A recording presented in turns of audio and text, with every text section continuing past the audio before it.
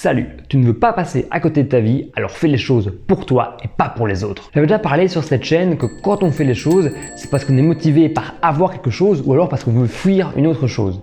Et petit à petit, j'ai réfléchi et le sujet de cette vidéo, c'est plutôt une réflexion interne par rapport aux motivations, justement le fait d'avoir quelque chose qu'on veut avoir ou qu'on veut fuir. Et pour moi, les motivations, j'en suis amené à penser qu'on passe par 3 stades.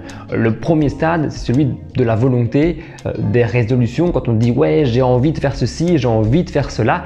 Ce stade finalement, il ne mène jamais à la réalisation d'un objectif, il ne mène jamais à la réussite. La deuxième étape, le deuxième stade de la motivation, c'est les motivations qui viennent de l'extérieur. On a envie de faire quelque chose pour quelqu'un, pour avoir un plus gros salaire, pour avoir la reconnaissance de son travail, parce que la société veut ça ou parce que Chick veut ci, veut cela, la famille, etc.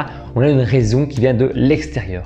Et là encore, la motivation, selon ma réflexion pour le moment personnel, ce n'est pas la bonne pour le long terme.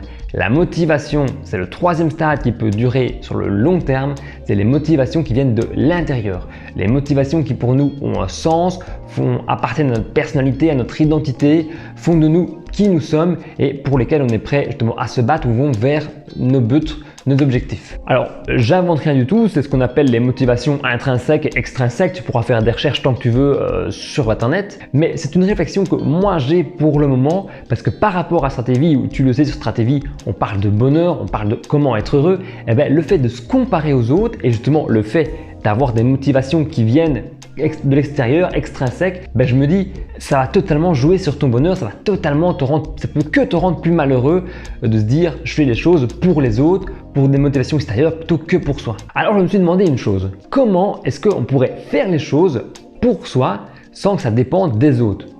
Je m'explique. En fait, j'ai vu une vidéo il n'y a pas longtemps de Fabien Olicard que moi personnellement j'aime beaucoup, c'était sur l'échec. Et on voyait dedans Bernard Werber, Émile Ther, Pierre Cross et d'autres qui donnaient leur feedback, leur expérience par rapport aux échecs qu'ils ont connus. Et justement dedans, qu'est-ce qu'il disait? Bernard Werber disait notamment que pour lui, la réussite, j'espère que je ne vais pas me tromper en reprenant ces mots, mais pour lui la réussite c'était quand il arrivait à sortir un livre, pas quand son livre était publié dans tel ou tel pays.